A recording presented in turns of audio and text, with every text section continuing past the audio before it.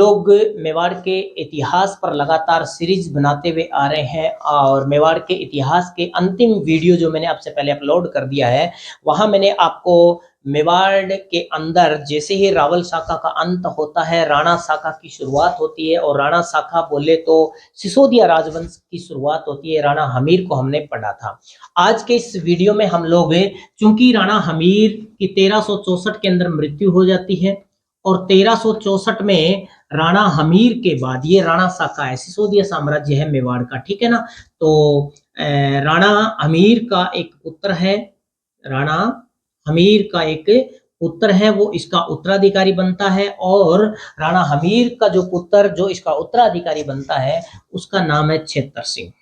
क्या नाम है सर जी? छेतर सिंह। ये याद रखना है। इतिहास में खेता नाम से भी ये जाने जाते हैं। 1364 के अंदर ये मेवाड़ के शासक बनते हैं। कौन? खेता। कौन? खेता। किसका बेटा है? हमीर का बेटा है, ठीक है ना। अब ये जो खेता है या छेतर सिंह है, छेतर सिंह को खेता, देखो छेतर मतलब खेत, इसलिए उसको खेता कहा जाता है, ठीक है ना। खेत सिंह भी इसका नाम आपको इतिहास की बुक में दिया हुआ मिल सकता है, तो कोई अतिशयोक्ति नहीं होगी, ठीक है ना। खेत सिंह, खेत सिंह, छेतर सिंह, खेता 1364 में मेवाड़ का शासक बनता है, ठीक है ना। इसने एक युद्ध लड़ा था, मालवा के सुल्तान दिलावर खां गोरी को हराया था, ये ध्यान रखना है। इसको दिलावर खां गोरी, दिलावर खां गोरी, ये शासक कहां का था? ये शासक था मालवा का, मालवा का शासक है। इसको हराया था किसने?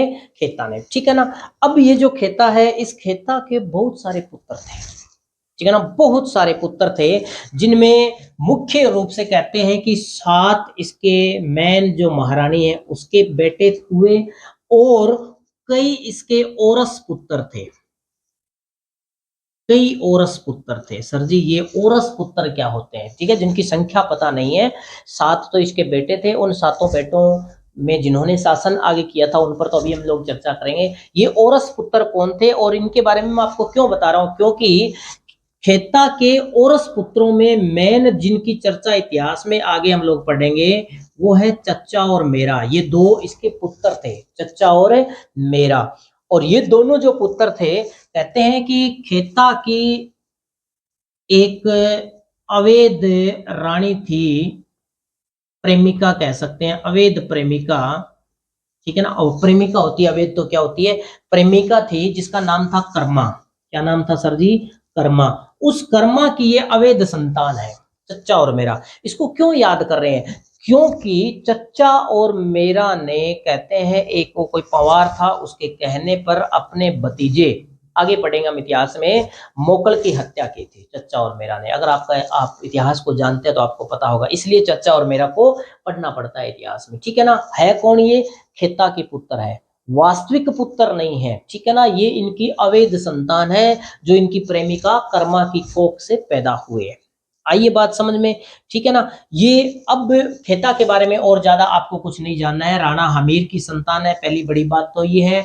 इसके 7 पुत्र और कई औरस पुत्र हुए थे, जिनमें चच्चा और मेरा प्रमुख है। और ये जो चच्चा और मेरा है, इन्होंने ही मोकल को मारा था और खेत सिंह या छेतर सिंह या खेता ने एक युद्ध किया था और उस युद्ध के अंदर दिलावर खां गोरी जो मालवा या गुजरात का शासक था उसको इसने हराया था। ओके, क्लियर है ये। अब खेता के बाद खेता का बेटा कौन है? लाखा। खेता का बेटा कौन है? लाखा मेवाड़ का शासक बनता है। चलिए मैं थोड़ा इसको साफ कर देता हूं। खेता के बाद आता है लाखा, जिसको इतिहास में लाखा नाम से जाना गया, वो है लक्ष्य सिंह। क्या है? लक्ष्य सिंह।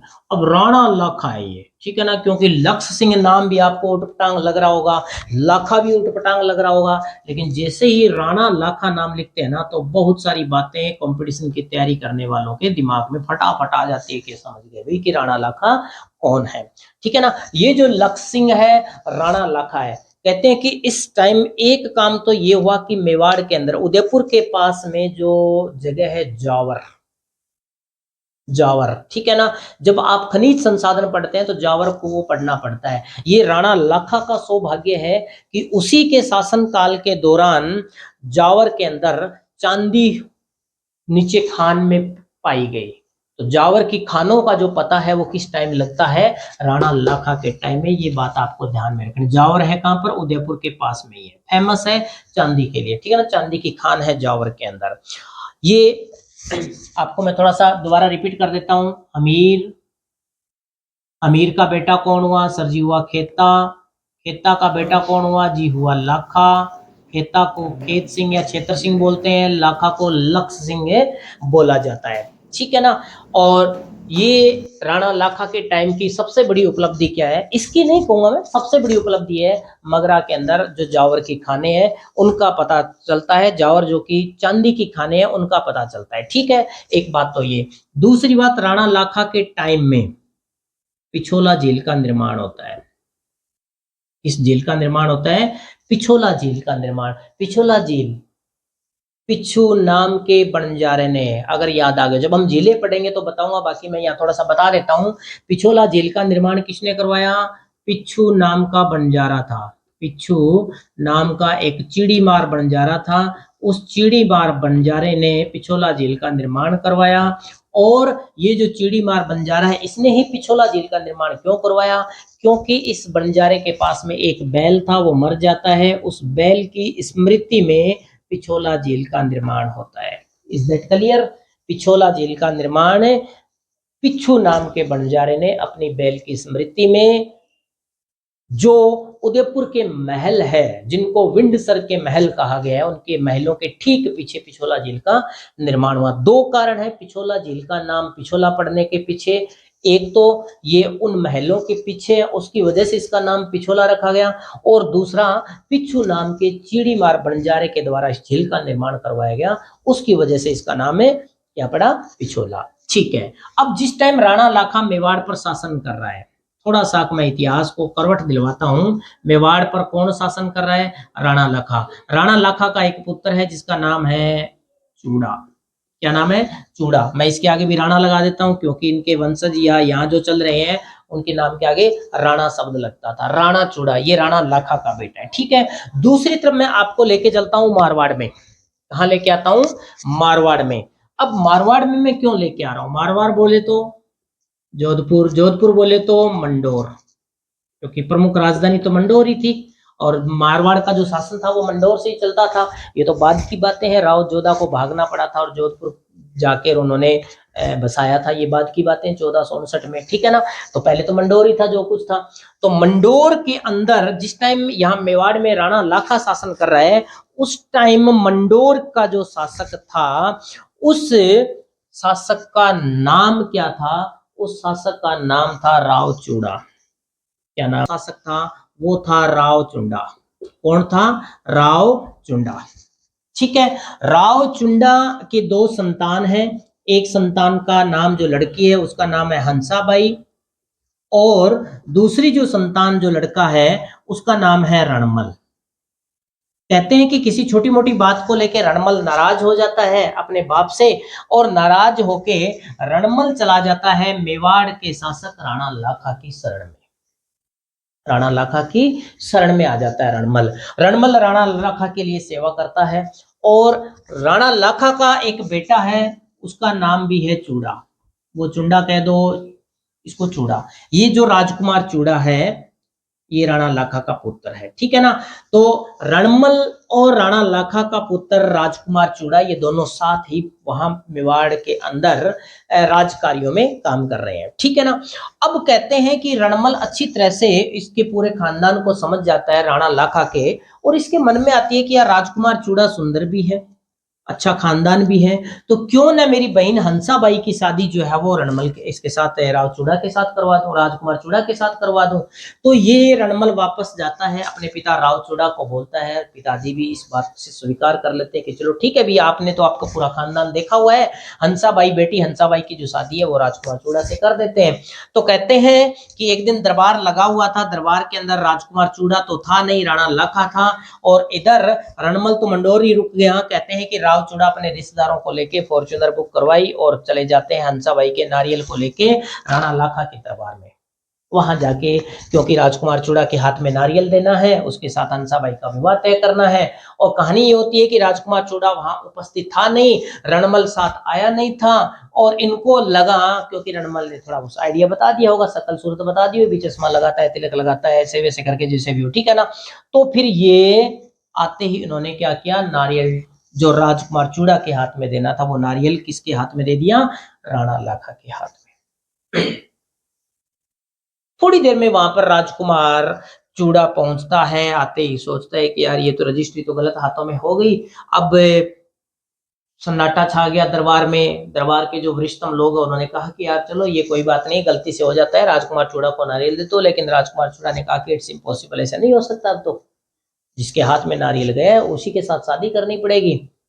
उधर रणमल को पता चलता है भाई कि यार ये तो जो पिताजी जहाँ बहन की रजिस्ट्री करवाने के लिए गए थे वो तो गलत मालिक के हाथ चलेगी, राजकुमार चूड़ा के बजाय बाप के हाथ में नारियल दे दिया गया।